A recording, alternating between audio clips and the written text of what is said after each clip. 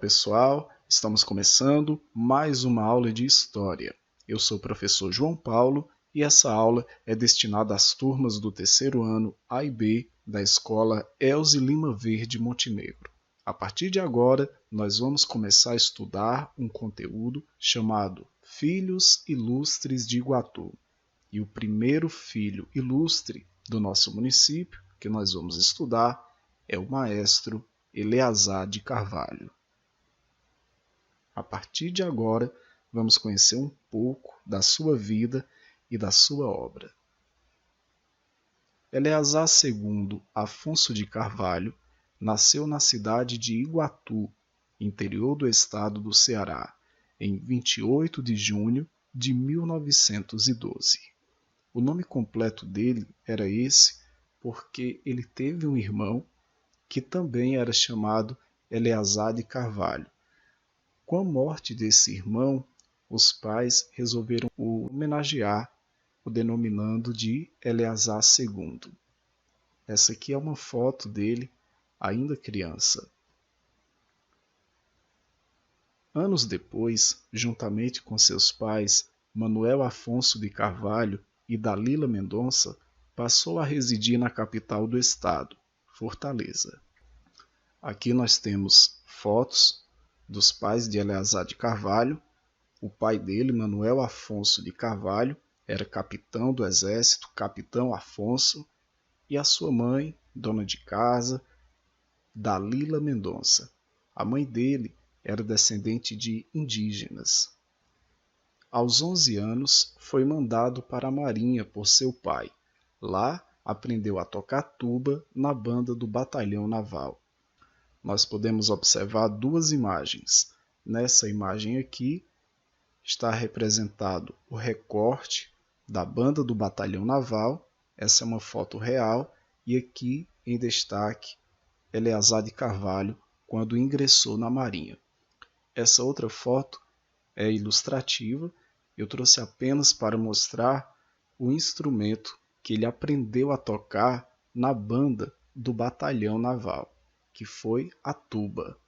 Olha aqui, ó. Esse instrumento aqui foi o primeiro que Eleazar de Carvalho tocou. Ele aprendeu a tocar aos 11 anos, quando foi para a Marinha. Segundo o próprio Eleazar, ele foi mandado para a Marinha porque era um menino problema. Ele mesmo nos conta porque era considerado assim. Menino problema. Menino problema. Por que menino problema?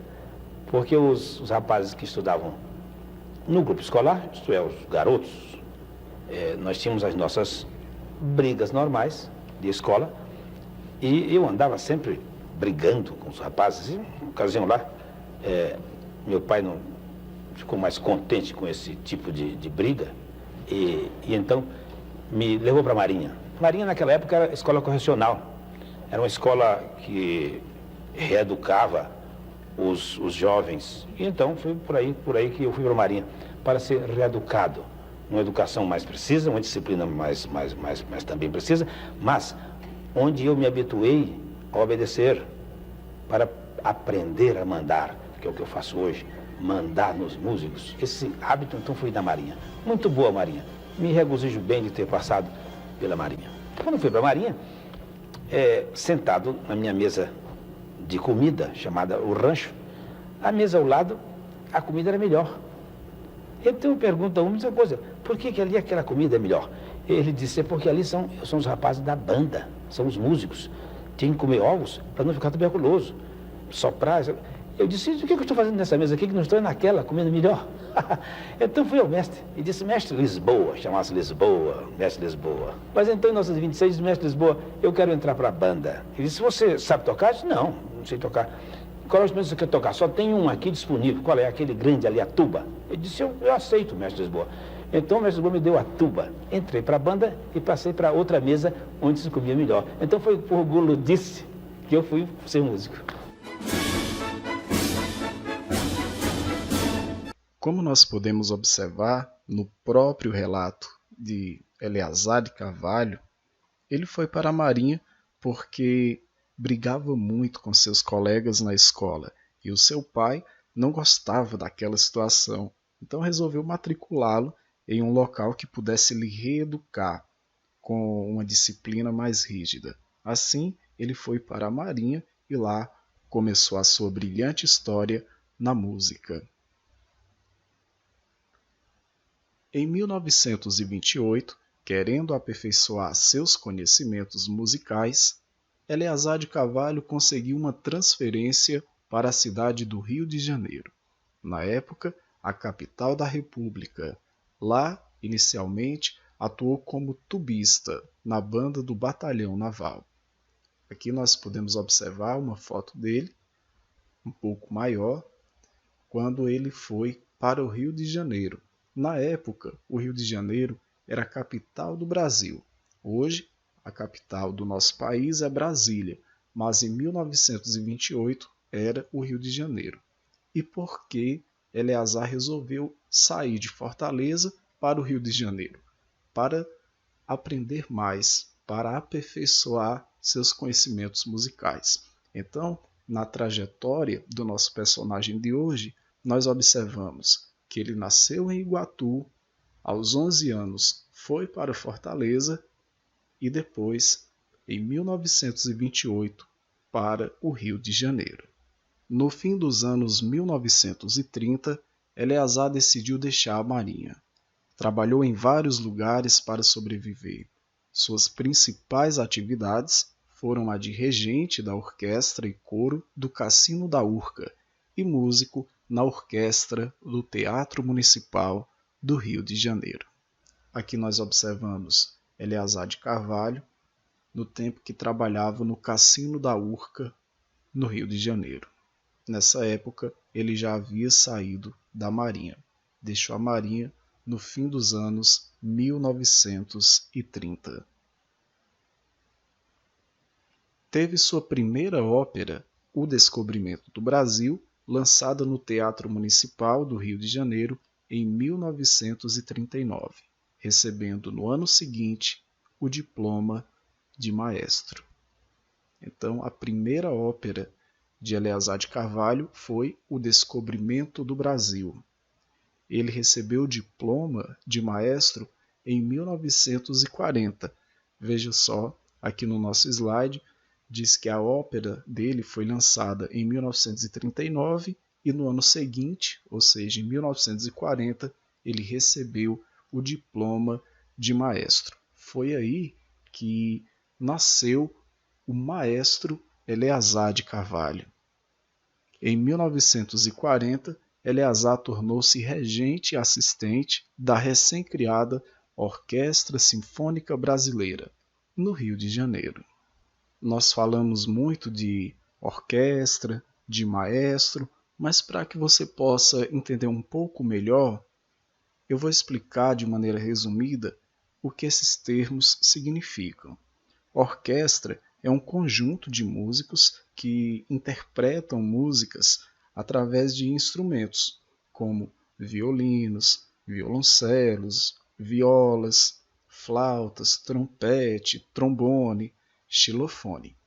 A orquestra é esse conjunto de músicos e desses instrumentos e alguns outros, como instrumentos de cordas, de percussão, metais. Aqui nós observamos uma foto com uma orquestra. Tem alguns músicos aqui tocando, certamente. Essa orquestra é bem maior. Aqui nós temos apenas um recorte. E o maestro. O maestro é aquele que conduz a orquestra. É o mestre. É essa pessoa que fica de frente para os músicos, orientando como eles devem tocar, fazendo isso por meio de gestos com as mãos e uma varinha, chamada de batuta. Observe aqui. Aqui é o maestro. É ele quem conduz, é ele quem orienta a orquestra. Esse aqui é o nosso maestro Eleazar de Carvalho. Melhor do que explicar é mostrar. Então, vamos assistir a um vídeo onde é possível visualizar tudo isso que eu falei. A orquestra, os músicos, os instrumentos e o maestro. E o melhor é que o vídeo é do próprio maestro Eleazar de Carvalho. Vamos apreciar o nosso maestro em ação.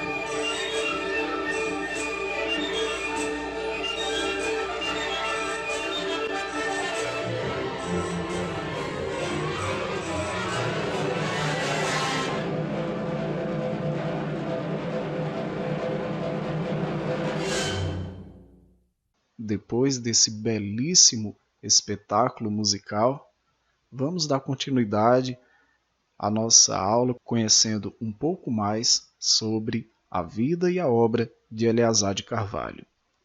Foi para os Estados Unidos em 1946. Em 1963, tornou-se doutor em música pela Universidade de Washington e ainda fez doutorado em letras e humanidades. Aqui nós temos uma montagem, a foto de Eleazar de Carvalho e ao fundo os Estados Unidos. Lá ele conheceu grandes regentes internacionais, como sua grande inspiração, o maestro Sergei Koussevitzky.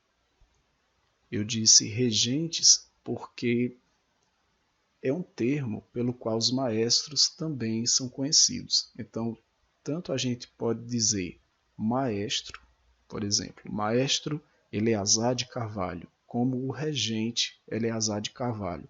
Ambos são sinônimos e dizem respeito à pessoa que rege, que conduz, que comanda uma orquestra.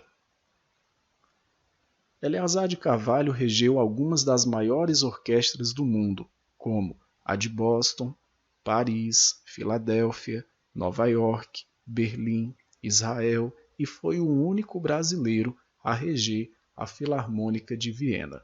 Voltou em 1973 ao Brasil, já consagrado. Olha só que imagem belíssima. Aqui nós temos um teatro, aqui a orquestra, aqui o público, de um lado, do outro, aqui na frente, e bem aqui, de frente para a orquestra, de costas para o público, o maestro. Eleazar de Carvalho deixou algumas obras, como as óperas Descobrimento do Brasil e Tiradentes e a Sinfonia Branca. Faleceu em São Paulo aos 84 anos, em 12 de setembro de 1996. Uma informação que eu acabei não inserindo no slide é sobre a família do maestro Eleazar de Carvalho. Ele casou 2 vezes. No primeiro casamento, com Joci de Oliveira, teve um filho, chamado Eleazar de Carvalho Filho, que é economista.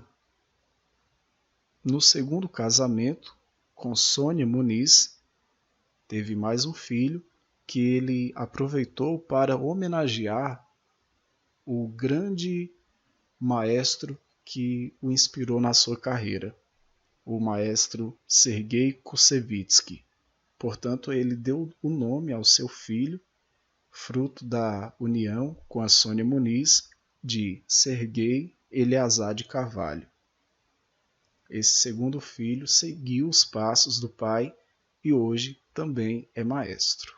Conhecemos, portanto, um pouco da vida e da obra desse filho ilustre de Iguatu, Eleazar de Carvalho, que é considerado o maior maestro brasileiro de todos os tempos.